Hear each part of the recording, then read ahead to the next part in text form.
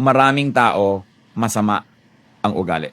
May pinag-uusapan kami na isang taong sobrang nakaka-disappoint ang behavior at sabi niya, marami sa tao masama ang ugali. Sabi niya, sa hinaba-haba ng buhay ko, ito ang isang conclusion na nakita ko, maraming tao masama ang ugali. Maaaring hindi siya masama bilang tao, pero may masamang ugali. Maaaring sarili nating magulang, may masamang ugali, hindi ba?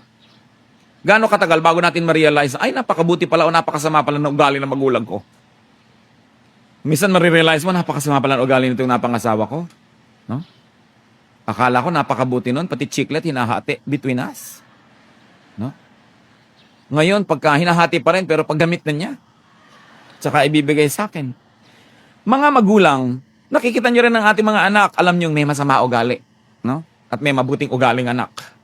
Meron tayong kapatid na masama ugali. Meron tayong kaibigang masama ang ugali. Pero sabi nga ni Solomon,